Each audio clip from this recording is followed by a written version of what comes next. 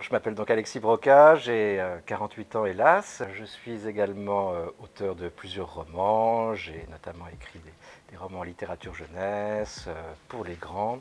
Et je publie mon premier polar aux presses de la Cité. Il n'y a jamais de meurtre en Lille. Voilà. Je suis par ailleurs journaliste au journal Lire et j'enseigne un petit peu à la Sorbonne.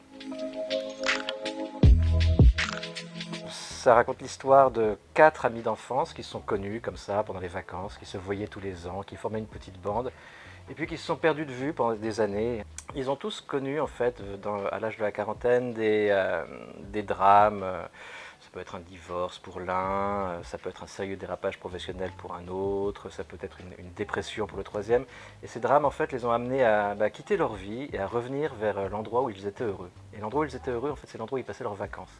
Et sans se concerter, ils se sont retrouvés, comme ça, ils ont eu la surprise de se retrouver des années plus tard, comme ça, là où ils passaient leurs vacances, en fait, à l'île de Ré. Et ils forment cette petite bande qui va son petit chemin jusqu'à ce que l'un des personnages, un jour, à la suite d'une soirée, se fâche, quitte la petite bande, prend une piste cyclable de nuit, et là, il se fait assassiner. Du coup, ces trois camarades qui ne sont pas du tout enquêteurs vont essayer d'éclaircir le mystère de sa mort. Ils vont d'autant plus essayer de l'éclaircir qu'on leur donne des raisons complètement débiles pour expliquer la mort de leur meilleur copain. Ils vont se lancer dans une forme d'enquête policière, sauf qu'ils ne sont pas du tout des policiers professionnels et que du coup, ils vont avoir un certain nombre d'erreurs. Ils vont suivre des pistes que peut-être des vrais policiers n'auraient pas suivies, mais on va voir où ça va les mener. Voilà.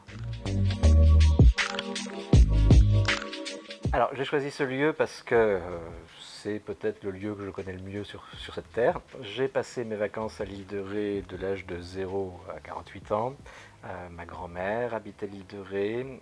Ma famille a commencé à aller là-bas, je crois que c'était à la génération de mon arrière-grand-mère. Par ailleurs, l'île de Ré, c'est pas n'importe quel endroit. C'est-à-dire, c'est un endroit où effectivement, on se sent protégé des violences du monde moderne. Il y a une très belle lumière à l'île de Ré qui ressemble à ces lumières qu'on voit sur les meubles anciens lorsqu'ils sont tapissés de feuilles d'or et que ces feuilles d'or ont pris un peu de poussière et de patine. Quelque chose comme ça. Et c'est une lumière qui dit à la fois l'été, la joie et qui dit aussi le souvenir. Et pour moi, cette lumière, je l'associe aussi à ma grand-mère qui habitait là-bas, qui était quelqu'un qui a été d'une grande gentillesse avec moi toute sa vie. Et elle m'a notamment appris à lire, donc je lui dois énormément. Et voilà. Dans ma jeunesse, il y avait ces ruines de cette abbaye qui s'appelle l'abbaye des Châteliers, qui est très ancienne et qui a été dévastée, si je me souviens bien, au XVIIe siècle. Et je me souviens de ma mère me parlant d'un tunnel qui aurait joint l'abbaye des Châteliers. Et en tout cas, j'ai regardé cette histoire de tunnel et de moines s'enfuyant comme ça lors de l'incendie de leur abbaye. Il y a ça.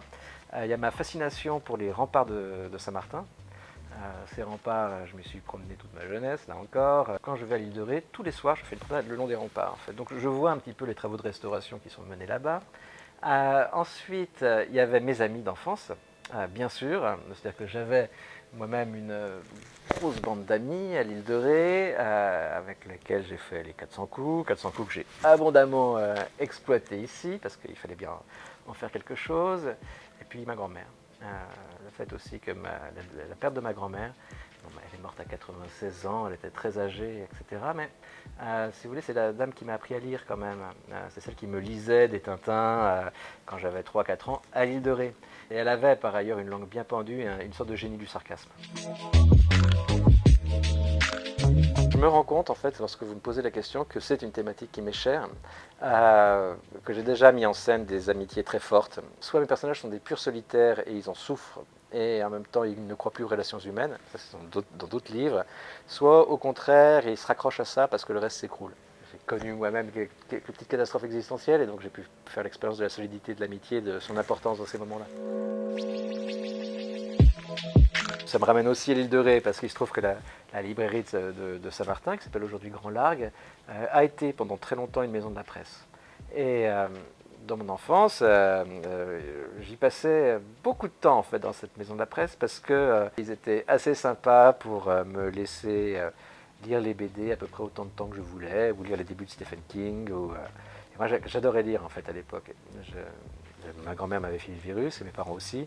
Donc j'aimais énormément lire. Et pour moi, cette maison de la presse, c'était vraiment le lieu de toutes les abondances. Parce qu'il y avait des séries de BD gigantesques avec tous les albums. Il y avait aussi des livres de mes auteurs préférés qui effrayaient un peu mes parents parce qu'ils n'étaient pas fans de l'idée qu'à 12 ans on lise Lovecraft ou ce genre de trucs. Mais moi j'aimais bien j'aimais bien l'épouvante, j'aimais bien Stephen King. J'aimais bien aussi la science-fiction très poétique de Bradbury. Et ils étaient tous là en fait. Et c'est c'est dans la maison de la presse de Saint-Martin que je les ai trouvés.